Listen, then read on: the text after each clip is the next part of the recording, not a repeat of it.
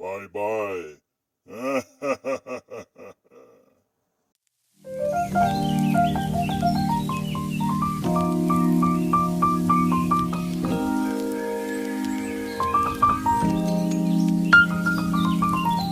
Hi, welcome back to my life with plants. I'm Newman.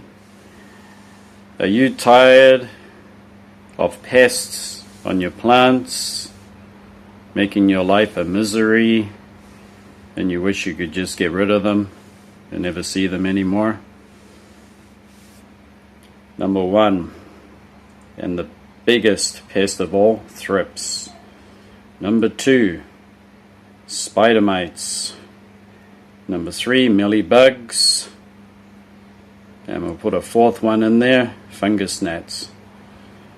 Now, I got a big secret to show you, and if you want to find out what it is, stay tuned.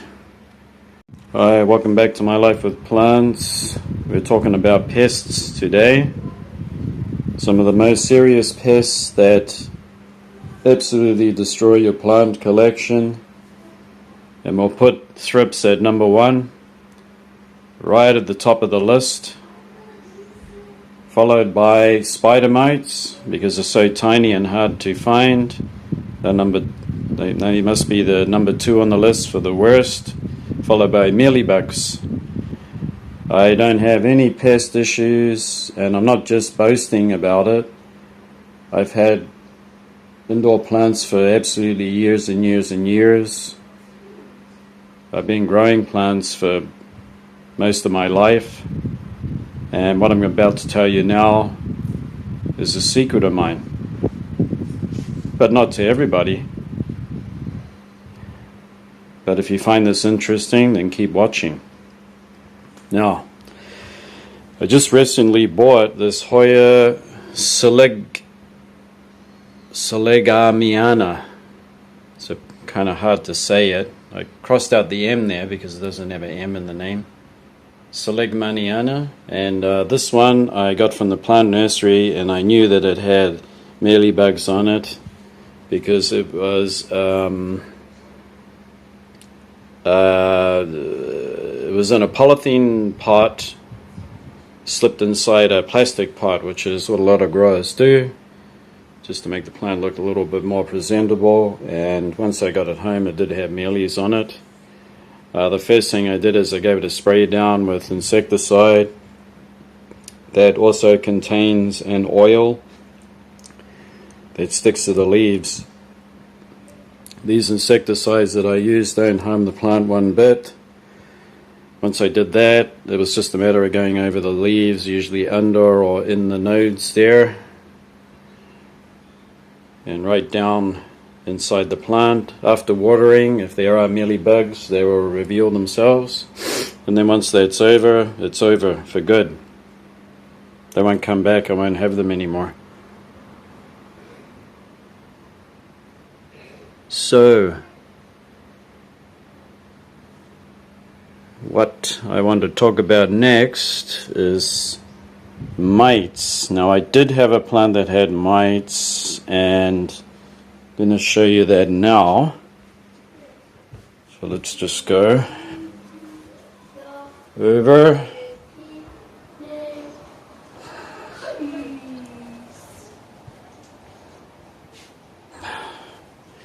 Here it is here. It's a kind of prayer plant. Now, if that isn't susceptible to mites, then what is? Because this has got really tender leaves. And that had the spider mites that I had to treat. However, they didn't spread.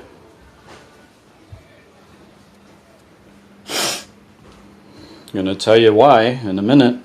Just keep tuned in here. Okay, what else? Got another Hoya that had the possibility of having mealybugs, and I've sprayed it and I've been checking it all over. This one is Hoya Lee. I think that's how you pronounce it. It's one that grows as a lithophyte. Grows on rocks. Southern China. This one I've been inspecting when I can. I turn all the leaves, especially the dead leaves. The dead leaves are their favorite place to hide, and I've been checking it. So far so good, and I did spray that down. And then once they are gone, they are gone. They don't come back. I've got many other tender plants like pothos. I have orchids. I have the thicker leaves. I have philodendrons here. Philodendron Brazil. Let's just go to this room here. More philodendrons, more Hoyas, epiphytic cacti, plants, and many more plants that don't have thrips or mealybugs or spider mites. Now, when I say that I don't have any, it means that there's something preventing them from multiplying. Let's take off these flower buds here. We're going to drop leaf of my Hoya Bella, because it's an old Hoya, so it'll drop some leaves once they get older. Something is stopping them from taking a hold. And it's something that maybe you think that, well, yeah, it's for fungus gnats. But it actually traps everything. And this is the secret.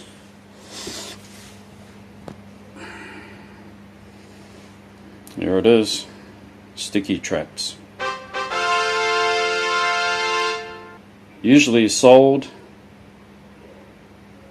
as a large rectangular piece, which is kind of like this. So try not to, you can't read it because I live in Japan, by the way. They come in big sheets like that, right? And you can see there that the recommendation is to use their twisty ties, put it through the hole, rip off the whole paper on the strip, and you're going to get rid of those fungus gnats. But fungus gnats and pests always need soil to lay eggs and to multiply and to breed, and then they make their way up the plant. So you want to put the strips, these sticky traps, you want to put them where they first go, right? Where they want to lay the eggs. That's where you want to trap them. And so what I do is I have a pair of scissors and I cut them into small pieces. This can be a bit of a pain because you might get sticky fingers once you get to a strip that might have sticky all the way through it. In that case, once you peel it up 3/4 of the way, just cut it off so that you got somewhere to grip on. Otherwise you won't get it off your finger. They're extremely sticky. And then like so, so you can see that stuck on my finger because I put it the wrong way. So I actually want to turn that up this way. Now I've made a mess of it. Look, I got all this it was a fumble fingers, but I'm good at that. This is a new trap, by the way. New piece that I just cut, and I've already ruined most of it. So on a large pot like that, I put 3 strips, and that is going to trap everything that wants to breed or have a go. They're trying to multiply and breed in my pots. And if I was to get a microscope and look at that after 2 or 3 weeks, they would indefinitely have at least some thrips, spider mites, for sure, because they will crawl around on the bottom there to breed, and fungus gnats, of course, and mealybug adults. Now this might be time consuming, but it is nothing that's that difficult to do. Once you start doing it quite a lot, you get used to it and it becomes normal. But you want to try this, and you don't have to put it in every pot, but every second pot you should at least put a trap in there, a sticky trap. That one's got one. This larger pot has two. And that is why I don't have pest issues. So since I've shared such a big secret about my success against pests and how I don't have any and I don't have any problems, I would like you to share this video with your friends. Somebody that's also having trouble with pests, I want you to share it with them. And don't forget to give me a thumbs up for sharing such helpful information that can help everybody out if you don't already know this. And yes, don't forget to subscribe so that if anything else comes up, you will get